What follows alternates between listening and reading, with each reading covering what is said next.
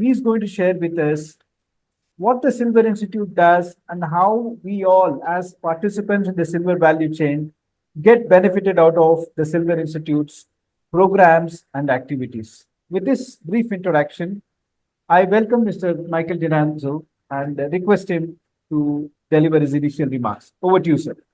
Oh, thank you, Vatsa, and thank you for the kind invitation to address you all at this webinar co-hosted by Eventell and Bullion World. And thank you, Gloria, as well for your participation. We go back a long ways with the Silver Promotion Service back in the day, and it's always good to see you again. For those who are not aware, the Silver Institute has been around since 1971. We are the lone voice for silver in the global silver market. We produce reports and so forth on everything related to silver. And the one that I think you're most familiar with is our World Silver Survey, which we will be releasing in next month on April 17th, and then the 19th in Mexico City. And later in the month, we will be releasing it at the India Silver Conference in Goa as well. So I encourage you to attend that conference as well. And I look forward to seeing many of you who I saw last year and also meeting some new friends. I also encourage you to go to the Silver Institute's website at silverinstitute.org. It has a vast library of information on silver. We put out reports, market trend reports. We did one last year on Indian silver investment. We recently did one on factors that determine the silver price. But beyond the World Silver Survey and those reports, we also have very detailed information on silver jewelry, silverwares, and so forth. So I encourage you to go to our website. All of our publications are at no cost. They can be downloaded for free. So let's turn to India here for just a brief moment. We're all aware that India is one of the more major players in the international silver market, and its cultural affinity for silver is long-standing. When you look at silver jewelry and even gold jewelry, it's a necessary part of Indian culture. Its importance within an Indian woman's life could be gleaned from the amount of jewelry presents she receives on the many different events in her life, and how every woman must have jewelry that they can afford. Indian jewelry can also be regarded as a thing of financial safety because of the value. To accentuate the beauty, women wear jewelry made with precious metals and stones, silver, gold, diamonds, and platinum. And I look forward to hearing what Gloria has to say about the opportunities for you in the U.S. jewelry market. So I'd like to thank you again for this opportunity. I'm really hopeful that we get to see many of you next month in Goa.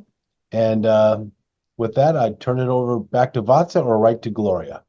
Thank you very much, sir. Thank you very much.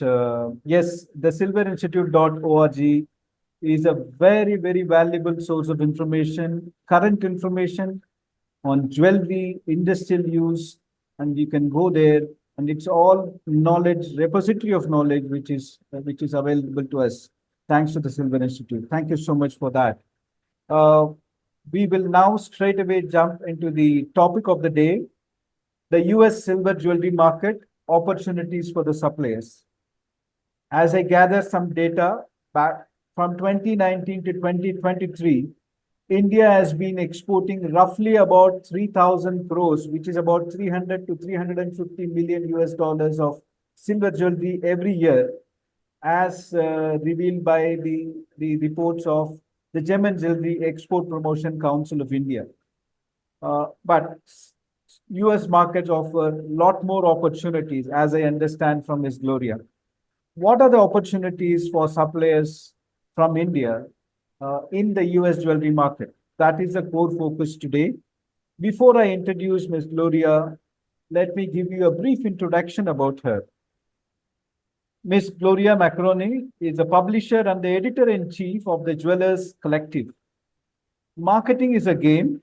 Having worked with global business giants, including Monet Jewelers, Revlon, Safilo, and Seiko, to the launch of startups such as Guess Watches and Termi de Saturina, Maccaroni knows how to build a brand. Her achievements stem from a passionate consumer focus and tenacious drive for results. In 2012, she founded the Lazarus Brand Group, a marketing/branding company focusing on building jewelry and accessory brands. Clients include Gurhan, Swarovski, Bloomingdale's, and the Silver Promotion Services. In 2022, Ms. Gloria launched a new fine jewelry trade magazine, The Jewelers Collective, which has quickly become a must-read for the jewelry industry. As an active member of many trade organizations and boards, she has been a guest speaker and panelist at numerous trade shows and industry events. With this introduction, it is our pleasure to welcome Ms. Gloria, and ma'am, please take over. Good morning. Good evening, I should say. Thank you for having us. We're thrilled to be part of this presentation. First, we're going to start off with a look at the global jewelry market and then focus on the U.S. jewelry retailers and their view on silver. We'll take a look at current trends in jewelry that we're seeing from the runways, followed by jewelry styling that we're seeing to be important in the upcoming months, and why silver is important to the U.S. jewelry retailer. Next slide, please. So first, we're going to take a deep dive into the current jewelry market statistics and discover the answers to most relevant questions regarding the jewelry market and the role that silver plays. The jewelry market size and silverware market is currently valued at over $248 billion. And this is just one statistic that was provided by the research firm Research and Markets. But other estimates have the value even higher. The key factor is that the global jewelry market is estimated to see strong continued growth in the next years at a compounded annual growth rate of over 7%. The forecasted growth is driven by numerous effects: the sustainability, social media impact, changing demographics, smart jewelry integration, global luxury trends, and the resurgence of vintage styles. The jewelry and silverware marketplace, however, is anticipated to experience growth due to one of the reasons, the increasing number of weddings. The demand for gold, silver, and diamonds and other jewelry is driven by significant expenditures on wedding ceremonies and celebrations. Additionally, the U.S. market experienced a surge in weddings, reaching approximately 2.5 million in 2022, the highest since 1984, with the average spend on a wedding, including the ceremony, the gifts, etc., was over close to $25,000. This global trend of rising marriage rates is expected to drive jewelry and the silverware market. The effects of weddings and the associated cost and spend of weddings was even higher in Europe. Research also indicates that a key driver for growth in the silver jewelry market will be fueled by the expanded middle class. The middle class segment, characterized by moderate incomes and a comfortable standard of living, is positioned between the affluent upper class and the lower income groups. The increasing size of the middle class, particularly in emerging markets, influences the demand for luxury jewelry driven by fashion trends and the desire for personalization. This trend also is expected to be a key driver for growth in the United States. Currently, the U.S. market is valued at $69 billion, the U.S. jewelry market, which is 20% of the global jewelry market, second in size only to China's jewelry market, which is valued at over $141 billion and 41% of the global market. Next slide, please. So the effects of the growth of the middle class population, we see this affecting not only jewelry sales globally, but very important player in the US. Next slide, please. So let's take a look at who's buying jewelry and how it differentiates in the US. As for the total expenditures, the average range of people buying jewelry is the 25 to 34-year-olds, which represents 35% of jewelry sales globally. Next slide. Who's wearing jewelry? When it comes to wearing jewelry, it's more the youth, and it's not only the youth that are wearing it. Older people are wearing it, but they're not actively engaged in purchasing jewelry because many of them have made investments.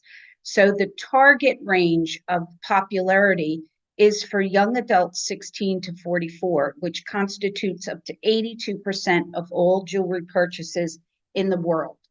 So we'll take a look at how this affects the US market and how it differs. One very important fact that I think is very relevant to our conversation today is it was important to note that the market size of the jewelry store industry in the US has grown at 6.6% per year on average from 2018 and to 2023. This is a remarkable considering the effects of COVID on retail. And this is a promising statement for the jewelry industry on a whole and indicates continued interest not only in jewelry as something that needs to be seen, touched, and tried on, but it's a strong effect for the brick and mortar as they continue to play a key role in jewelry sales. Next slide, please. In 2023, the Silver Institute sponsored fielded a market instrument study for the 13th year. As silver became increasingly important category for many jewelers over the past several years, both in driving sales and market, the Silver Institute conducted this survey in February of 2023, and it was conducted online by the Jewelers Collective magazine. Independent jewelers were polled across the United States and made up 98% of the respondents. The retailers were asked various questions, and there's some significant results that affect the possibility of expansion, not only of silver, but general jewelry sales in the United States. 52% of the jewelry retailers said that their silver jewelry increased between 11 and 25%. And again, this is significant considering the effects of COVID, not only on purchases, but also on the retailers in general throughout the United States. 7% saw an increase of over 25% in 2022, and 22% said that their silver jewelry remained the same. 26% of retailers also said that their own online jewelry sales increased. So this is an average increase in 2022 for silver jewelry of 14%. Next slide. Another question posed to the retailer was, what merchandise categories maintained the best margin over 2022 during the holiday season, which we all know represents a significant part of overall annual sales. Again, silver came out as the leader at 38% of the general sales at the jewelry retailers. And this continues to be a strong result. And this actually is an increase over the retail sales results of previous studies that the Silver Institute had conducted. An important point to point out is the markup on the jewelry. And this is data not from the Silver Institute survey, but from another survey that was conducted. And the markup in 2020 and 2021 data shows that the two largest jewelry businesses in the world, which are Signet Jewelers and Tiffany & Co., shows an average markup on jewelry of 116%. So that's 2.16 times the original acquisition price for the cost of jewelry. So this is important to know as you market your product collection to the US. Both profit margin and markup use the revenue cost to calculate these numbers. And it's the profit margins for the goods sold and the markup in order to create the final selling price. Another key question, next slide, please, is prompted what price points that the groups were interested in buying. And this is sorry about that. Okay. The price points are significant and important, and you can see the relation between the cost of items under $100 and those between $100 and $500. Keep in mind, however, that these are the sweet spot prices. Silver styles priced up to and over $1,000 will certainly have a place in the luxury jewelry market as the interest and demand for silver grows. Another key factor is the performance of turn, and it is said that silver will continue to experience the best turnover rate as it had in 2022, which was at 30% turn. No, we didn't go back to slide 10, please. Thank you. So an important statistic also is to look at where we see the best selling opportunities for silver. And similar to that of general global jewelry sales, the age group buying the most silver is between 20 and 40 years old, and according to 52% of the retailers. The under 20 age group, which is growing, estimated at 17% of the retailers' sales. Retailers said that the best selling opportunities were the female self-purchase. And what's interesting about this is that generally there's a price point where a person shopping for themselves, a female, we call it the honey may I price point. And that today has increased, and it's usually for something that's over $500 that somebody would hesitate and want to ask if it's okay to make that purchase. So it's important to point out that silver hits that price point where a female shopping for herself for her own gratification feels comfortable buying silver because it's not over that $500, $1,000 price point.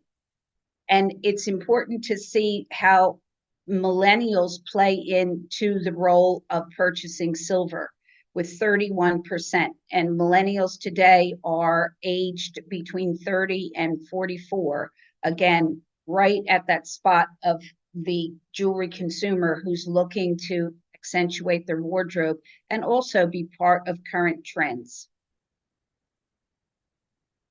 Next slide, please. The retailers were also asked how important silver is to their business, and it was positive to see that 51% of the respondents said jewelry was very important or important, and another 27% said it's very important. So again, this was related to their 2022 sales. And since that time, silver has become significantly more important as a fashion statement. So we anticipate these numbers only to improve. So now we're going to take a look at current jewelry trends that have been seen on the fashion runway. And these trends translate beautifully to silver. And what is most exciting about what was seen on the runway is normally it's very difficult to even find a picture or a slide of the runway models wearing silver. With the recent seasons, both spring and fall for 2024 fashion trends, it was amazing how many of the designers used silver jewelry accents to their fashion collections. And this was throughout both the European collections, US collections, and global collections around the world. One significant look that stood out on the runways everywhere was the distinct shift away from fine layer chains, let's say 10 at a time, with a step towards chunky bangles that are thick and layered, and the cuff is one and done. A bangle is a simple yet powerful piece of jewelry that you can take a somewhat boring outfit, accent it, and transform it with a bangle or two. The hero cuff, usually worn alone in bold designs, hails straight from the ready-to-wear season, with fine jewelry designers experimenting with sculptured silver and gold, mixed metal tones, accented by vibrant gemstones and detailing in diamonds. It's a perfect style for silver, as bold cuffs translated in karat gold could be cost prohibitive, not only to the manufacturer, but to the jewelry retailer. The collar necklace. It's continuing to be an important look. It's both trendy and elegant and royal. This trend is the epitome of glamorous. Whether links or jeweled, the neck is the focus for this important look. The pendant. This hasn't been seen in quite some time, but sometimes less is more. There's been a strong emphasis over the past few years of stacking jewelry.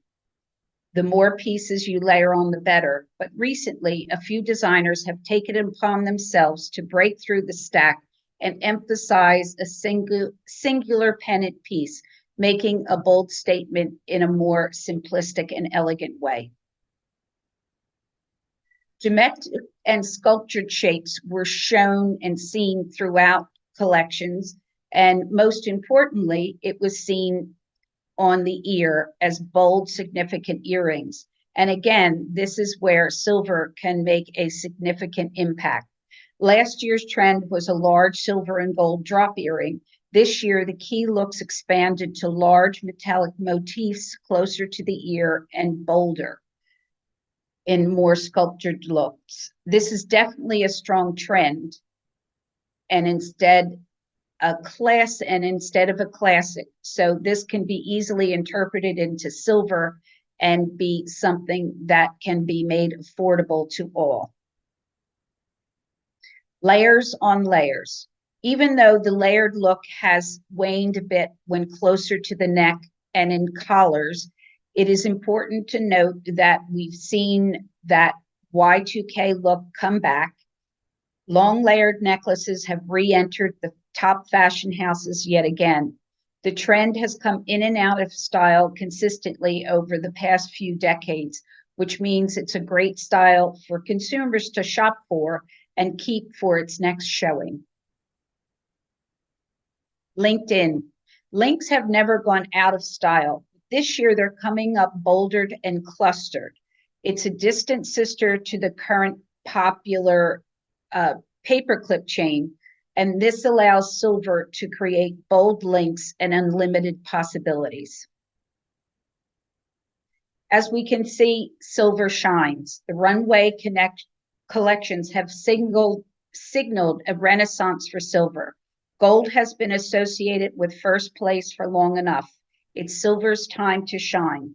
Silver's fluidity in the hands of the contemporary jewelry designers is finding new and intriguing territory, from striking sculptured pieces that harness the clean and clear hue of sterling silver to bite-sized huggy earrings and bracelets crafted in this beautiful white metal, providing a pure canvas for bright diamond and colored stone complements. Let silver shine again. So it's not all about fashion and trends on the runway when we talk about jewelry collections and trends. Earrings, which are the second most important category, women can never have enough of them. So the classic gold hoop earring that might have dominated over the past few years, but this year the oversized silver statement hoops were a staple also on the runway. Oversized hoops are another 80s trend, but they look incredibly clean and modern when paired with the 2024 runway styles.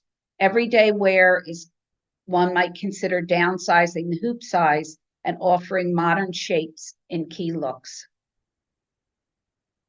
Silver and diamonds are a trend that is ever so important, with the gold and diamond styles being cost prohibitive for many. The silver translates beautifully to the complement of the white look with diamonds. The diamond tennis necklace or diamond tennis bracelet is as timeless as it gets, but they're also having a moment yet again. But not everybody is into diamonds, or not everyone can afford a whole diamond necklace or bracelet. So diamond accents in silver are timely as well as tasteful. Sculptured looks are coming back in a big way, and they're done so well in silver because it's malleability and flexibility, allowing designs that are sculpted, flowing, and freeform. And silver lends itself like no other metal to today's modern designs. Another key look that continues to trend is silver with precious and semi-precious stones. The background of the clean white of silver plays complement and a perfect palette for setting stones. Silver is the perfect canvas for color and creates affordable options for the consumer. Mixed metals. Once a taboo look, wearing gold and silver may have been for years, but mixed metal is more modern than ever. Whether it's silver with yellow gold or rose gold or any other variation, combining materials is an effortless way to add intrigue to any look.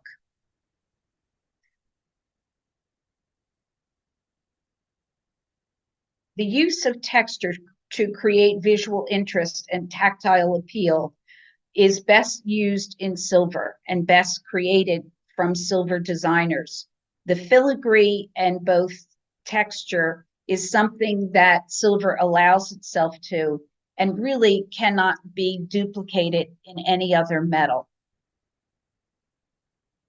So silver, we can see that whether textured, polished, embezzled, brushed, or bold, the opportunities are limitless.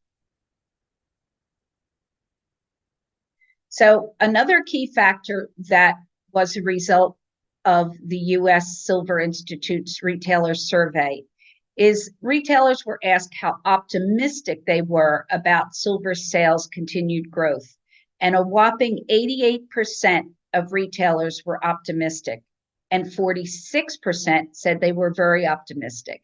And these numbers were polled prior to silver being such an important statement on the fashion runways. The Silver Institute survey also asked the retailers why they were optimistic about sales for the next several years. As the price of gold increases, they saw this as an important opportunity for silver to weigh in and create an opportunity for more sales. Silver allows the retailer to purchase unique styles with a minimal outlay of cash, and silver is a great price point compared to gold, and it can fill that void with the price increases on the many other categories available. So there were also other points that the retailers said why silver was important to their business. More vendors were making larger and more in-demand pieces for their consumers' showcases, and which led to a very exciting presentation for the case line and for the stores. Also, giving customers an option to buy something that looks substantial but is priced to fit their budget. Also, it's a great starting price point as their clients come in to make their first purchase of precious jewelry. Silver presents an opportunity also to sell multiple items. And we see many different designers working to create unique silver pieces that cannot really be replicated in gold. So I understand that many of you might be interested in selling your jewelry in the United States. So whether it's to a silver manufacturer or to the silver retailer, the Jewelers Collective might be an avenue for you to broach the market. It's a quarterly publication, and it's distributed in print and digital, and also at the major jewelry shows, excuse me.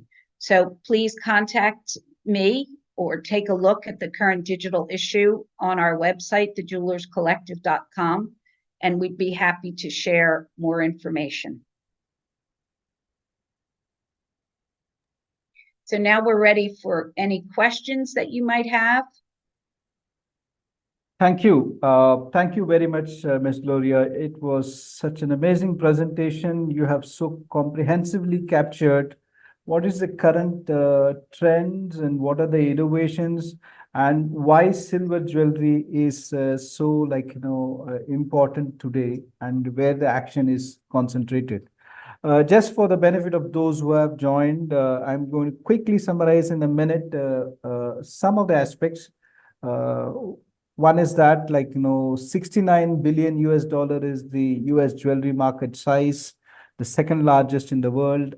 It has grown at an impressive rate of 6.6% CAGR during the last 5 years, ending 2023. 38% of overall holiday sales is silver jewelry, the highest ever. I saw that gold was somewhere around 18%. A very, very, very interesting factor in terms of markup based on Signet and Tiffany between 2020 and 2021 is 116% on silver jewelry. That is one single piece of information which is it is I still am this fact is sinking in. That means there is so much innovation and potential opportunity there. Equally interesting is that under $500 account for about 92% of sale, whereas up to $1,000 luxury silver jewelry is still a very good proposition, as I understand. The customer pool is primarily between the age of 20 and 40-year age, with 52% of the retailers saying they are our prime target. Female self-purchase is the best-selling opportunity as revealed by the retailers. 31% immediately following female self-purchase is millennials. 51% of the retailers in the US are very, very consider silver jewelry as very, very important, and they are extremely optimistic. Over 88% is very optimistic. Ms. Gloria, I feel we are in perhaps the best of times, and US market offers immense opportunities for innovation for silver jewelries. So there is one question from the delegate, but before I go there, I wanted to start off with the basic question in terms of how much of business in the US is online and how much of is brick and mortar store? The online jewelry market sales is currently valued at 57 billion. And the online market CAGR from 2011 to 2019 grew at an average rate of 8.64. From 2020 to 2027, jewelry statistics say that this will continue to grow at a similar rate.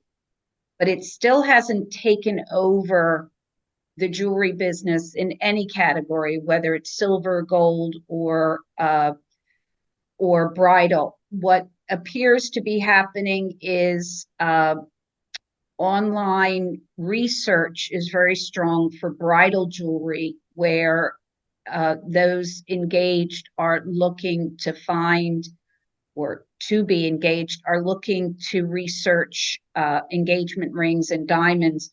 But the fact that the jewelry retailer is still growing in number shows us that jewelry is still something that everybody wants to come in, try it on, feel it. So it is not anticipated that online jewelry sales will take over or become a very large percent. That being said, we know that lower price points, though, are an easy click of a button to buy items again under that $500 mark. Okay. So we are seeing similar trends in India. Lower price points are the best way to get into the online. But there are a lot of issues and challenges in terms of returns, like, and I'm sure, like, US also have similar challenges. So offline is still the major driver of business, as I understand, right? Yes, absolutely. Thank you. I'll go to the second question. What are the best ways to reach out the US jewelry market for an aspiring jeweler or those who are already supplying to the US, but they wanted to upscale, they wanted to go for premiumization and so on? Do you have any suggestions? Well, reaching that uh, retailer is important. And I'm sure many of the attendees today are familiar with many of the important trade shows that take place across the United States. And that's an important approach to show your jewelry to a large range of retailers that might be attending. But it's just not a trade show. You have to introduce yourself to the jewelry retailer, whether it be through direct marketing, whether it be through trade publications like the Jewelers Collective. But you really have to introduce yourself and tell your story to the retailer, what makes you unique and different and special. As a way to reach the manufacturer as a possible supplier, again, there are other resources for that. The Jewelers Collective has a targeted vendor outreach program, but there's also trade organizations that could help introduce your services, such as MJSA, for example, that could help introduce your services to jewelry designers and manufacturers that might be looking for silver designs to complement their collections. Is there a possibility of collaboration between a design house with the Indian manufacturing, something like that? Is it the usual practice? Certainly. There are a number of companies who can provide and liaison that opportunity. There are people who specialize in what we call matchmaking to help manufacturers get their product to design houses, and to make that introduction is very possible. And I'd be happy to provide some of those resources to you for the audience. That would be very nice. That would be very nice. That would be very useful, I feel, for many of them who are part of this webinar. Thank you so much. A third question is related to what you have referred to in your slides as mixed metals.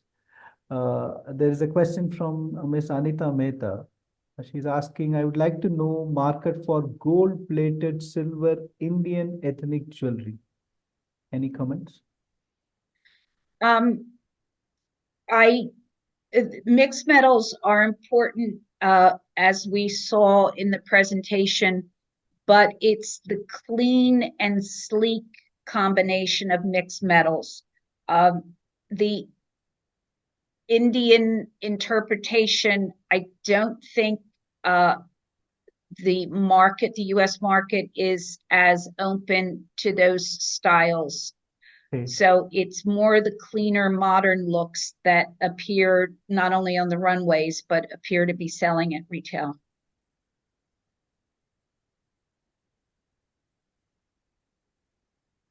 Okay, thank you. And One more, acha, what proportion of retail sales online, offline? Okay, that has been addressed. Any more questions? Anybody wants to ask any question? Can you please raise your hand? We'll allow you to, uh, put your questions, or you can put your questions on the chat box. For the benefit of all those who have joined here, we will share the presentation what Ms. Gloria has made today, and also the Silver Institute's report, which again Mr. Michael Duranzo was referring to. I had taken the link from the silverinstitute.org, and I've also pasted it on the chat. So you can get access to the entire report, and do take time to go through this silverinstitute.org for several such interesting reports on a variety of area of applications of silver, and on periodic information about what's happening in the world silver market. Any questions? Any more questions on the presentation or on the topic? Any observations? If you are an existing supplier to the US, so you wanted to reflect or share your experience, the floor is open.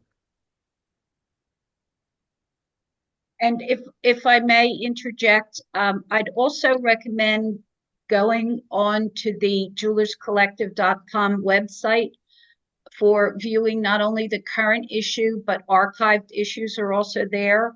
And it is there that you can see many trend stories that feature the key selling items. We ask all of our advertisers, as well as the industry as a whole, to submit styles that are their top selling. So this is something that could be a good source for you for design inspiration.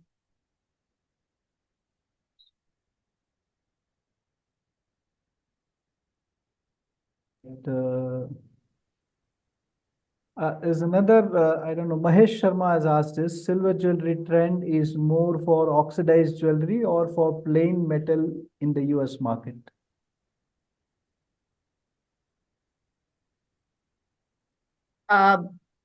Most of the silver jewelry that is sold today in the US market has rhodium plating, because again, it's still a taboo for your jewelry to tarnish. So many of the manufacturers who specialize in silver have rhodium plating. Okay. Okay, so the trend is for rhodium plated silver jewelry. Right, so it's clean and bright and white, not the oxidized and it look. retains that luxury for a longer period, maybe. Yeah. Okay. Right. What do you think about minimal Dante silver jewelry versus big bold looks? This is a question from Navindra Goel. Would you repeat that, please? Yeah, wait a minute. What do you think about the minimal Dante silver jewelry versus big bold look? What is the current trend, or any reflection on this? Well, as we just saw in the fashion runway presentation, bolder is coming back. But again, that doesn't mean that it's for everyone. And also the affordability of items of daintier designs are certainly more affordable to more people. I don't see the layered chain bracelets, for example, or layered necklaces to go totally out of style in the next 10 minutes. But what's trending is that bolder look once again, as only silver can be interpreted at a price point that's affordable. Right. Thank you so much. Thank you. As we speak, my colleague has put the jewelerscollective.com website, as Ms. Gloria has mentioned. Please do visit. You have a wealth of information, not only about the current issues, the past issues. You can get access to this information, and also a lot more insights into what's happening in the US jewelry market Is there any preference? I move on to the next question, Ms. Gloria. Is there any preference for usage of recycled silver for jewelry manufacturing and sale? This is a question from Mr. Premnath. Well, I'm not exactly in a position to answer that, but just from some of the indicators that sustainability is an important part of the US consumer's psyche, I think that recycled could play a part in this movement towards that sustainability. Okay, there is an interesting question from Mr. Neeraj Jain. Why is the US buyer shifting from China to India?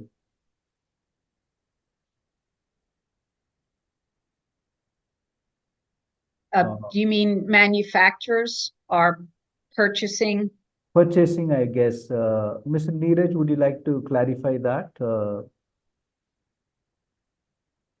Manufacturing. He was referring to Mr. Neeraj Jain, was trying to understand why is US buyers shifting from manufacturing in China to manufacturing in India.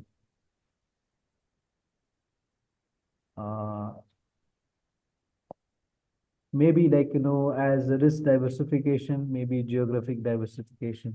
Okay. Right. If you want to there is a question from Mahesh Sharma.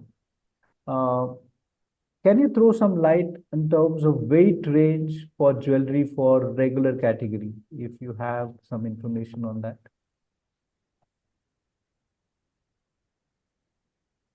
Weight range? Yeah.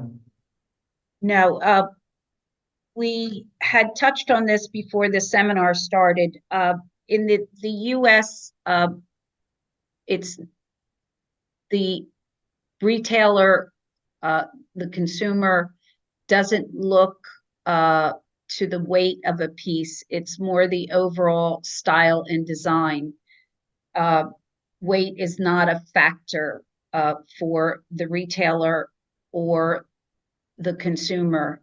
In fact, I mentioned I've been to a number of trade shows in the last few days, and the only time that a weight was even shown was on if you were purchasing a significant chain or a significant finding.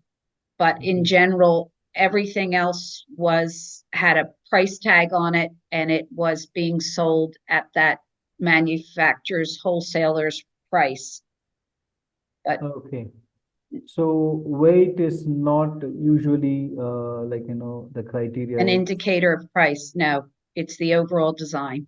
It's overall design. So the trend is to sell it by piece, not sell by weight, as we do in India. Okay. Right. And it's not a trend. It's the way it's always been. I mean, okay. For all my years in the jewelry business, I've never seen a weight at a showroom or being used at a trade show. Right. One question from Navindra Goyal. We are from Jaipur, big in silver gemstone jewelry. Where do you see this against plain vermeil jewelry? Silver gemstone jewelry, how do you see it against plain vermeil jewelry? That's his question. Do you like Well, as we pointed out in the slide presentation, silver creates a beautiful palette for gemstone complement, and it's growing in importance. And it's very important in the gold category, and certainly it's continuing to grow in the silver category because, again, of the affordability and the beautiful backdrop that it creates for stone complements. Okay, right. There's a very interesting question from Jay. What's the trend on silver and lab-grown diamonds? Well, as pointed out in the presentation, Diamonds are very much in vogue, very much in trend, and the complement of diamonds on silver is continuing to grow. The tennis bracelet, the tennis necklace, as it's being coined, is still very popular. And so that translation to silver and diamonds is very much a trend today. And whether it's lab grown or natural diamonds, the options are there. And again, the lab grown market is growing. And when somebody's buying a piece of jewelry, such as a silver bracelet, let's say, that's here, again, it's not so much is the piece, what's the carat weight of the diamonds, but it's, again, the overall look. If it's somebody investing in something for, let's say, if they chose to get bridal jewelry, that's when it might be important to them to have a real diamond. But lab-grown diamonds are growing in popularity, and to complement a silver piece with lab-grown is certainly something that, again, keeps the price point down, makes the piece affordable, as well as makes it very much in fashion, in vogue. Oh, excellent. So you have very comprehensively answered this question, from various dimensions, natural versus lab-grown diamonds. And I can very well imagine what applies for diamond also applies for natural stones, right? Gemstones other than diamond. Correct. In most cases, though, the silver jewelry that is promoted, the gemstones are natural. It's only when it comes to the diamond category where lab grown and natural diamonds come into play. Thank you. And here is a very practical question from Mr. Prakash saying, how do you get update on daily changes in trends in US as the market is fluctuating very fast? Any help in that? I don't think the trends are daily. I think they're more annually, more seasonal. And again, we're talking jewelry, so it's not disposable fashion like if you were selling, trendy clothing to, the teenage market. What's exceptional about jewelry, especially silver, because it is a fine, precious metal, is that it's an investment and it's not something that's throwaway. So I have a Tiffany cuff that I bought probably, 40 years ago, which I just wore the other day to a trade show. And somebody said, "Oh my goodness, we didn't even ship our cuffs yet. How did you get that?" And here it's because precious metal, it's a beautiful piece. And let's face it, it always comes back. And that's it. People are investing in their jewelry. So sterling silver is not throwaway. And it's not trends that are changing every day. The trends evolve, and the links get bigger, they get smaller. There's more stones, there's fewer stones. But again, we have to remember that it's a precious metal, it's an investment, and it's something that people will continue to wear and take out of their jewelry box, add to their jewelry collection. But it's not disposable like trend fashion might be. Wow. Thank you so much. We are almost run out of time. There's one last question. How can American retailers or wholesalers reach out to Indian suppliers? Do we have a forum or something similar to Jewelers Red Book? Would you repeat that? Do we have a forum or something similar to Jewelers Red Book? Like, how do we reach out to Indian suppliers, reach out to the wholesalers in the US, Or how does an American retailer or a wholesaler reach out to Indian suppliers? Is there a forum or a platform? Again, there are trade organizations that could help with that.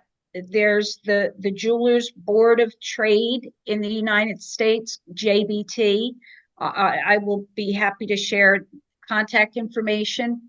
And that is an organization whereas you could find access to both manufacturers and retailers for Okay. membership, the cost of membership, again, as well as the use of advertising in trade publications Okay. is a way to reach them. For example, the Jewelers Collective magazine is sent to over 16,000 retailer addresses. So again, you're meeting the retailers in that way. We also have vendor distribution lists to focus on. So there are trade organizations and trade publications. And again, I'll be happy to share contact information for all of those. Right. You mentioned about this trade shows as well, like, is a way.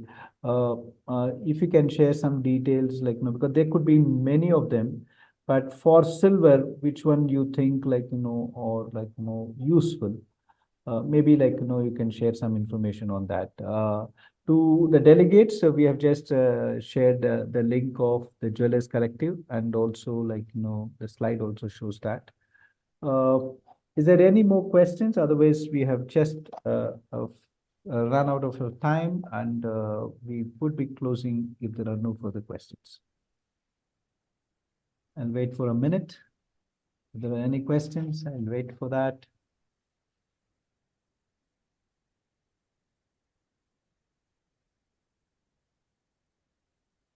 Several interesting and very important information which we have seen all through. We have recorded this, and those of you who want to have a copy of the recorded version, we will share it with you.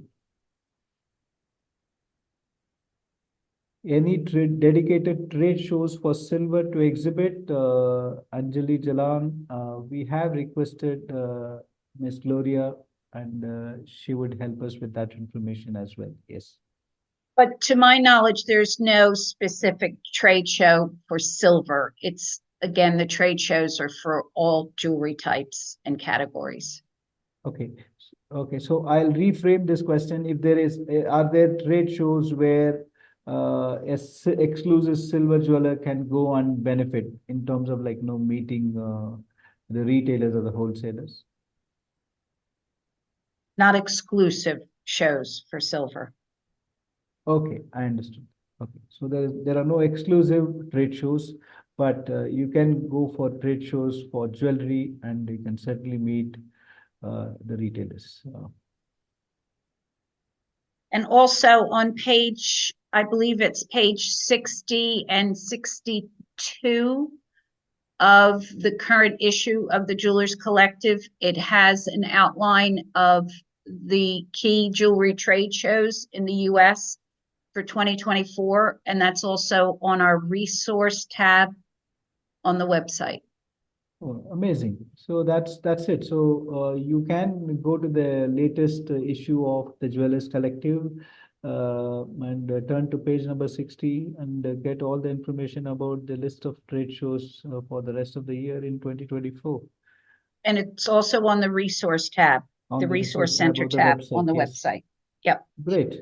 Amazing. So with this, we conclude this very interesting session. 1 hour has passed and we still have so many questions. Thank you so much, Ms. Gloria Maccaroni. It was wonderful having you here on this webinar, which is the first of its kind on the US silver jewelry markets, opportunities for suppliers. Personally, for me, there has been so many interesting takeaways, and I see overall it's very positive environment for silver jewelry overall, and also into the second largest market in the world, that's the US. Thank you so much for giving us a detailed insight of what are the current trends, what are the trends shaping the thought process, and how retailers are viewing silver jewelry as a category and the promised opportunity. I'm sure those who have joined have immensely benefited out of this webinar.